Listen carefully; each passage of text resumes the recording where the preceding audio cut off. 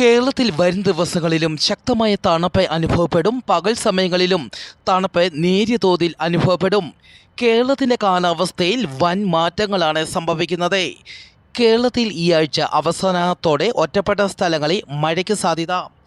മത്സ്യത്തൊഴിലാളികൾക്ക് ജാഗ്രതാ നിർദ്ദേശം. ഇന്നു മുതൽ ഡിസംബർ 18 വരെ തെക്കൻ തമിഴ്നാട് തീരം, ഗൾഫ് മാന്നാർ, അതിനോട് ചേർന്ന കന്യാകുമാരി പ്രദേശം എന്നിവിടങ്ങളിൽ മണിക്കൂറിൽ 45 മുതൽ 55 കിലോമീറ്റർ വരെ വേഗതയിൽ കാറ്റിന് സാധ്യത. മേൽപ്പറഞ്ഞ സ്ഥലങ്ങളിൽ മത്സ്യത്തൊഴിലാളികൾ മത്സ്യബന്ധനത്തിന് പോകരുതെന്ന് കാലാവസ്ഥാ വകുപ്പ് അറിയിച്ചു.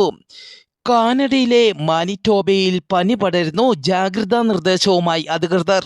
14 പേർ ഇതുവരെ പനി ബാധിച്ചു മരിച്ചു. ആശുപത്രികൾ നിറഞ്ഞു കവിഞ്ഞു. ജനങ്ങൾ മാസ്ക് ധരിക്കണമെന്നും വാക്സിനുകൾ എടുക്കണമെന്നും അധികൃതർ ജനങ്ങൾക്ക് നിർദ്ദേശം നൽകി.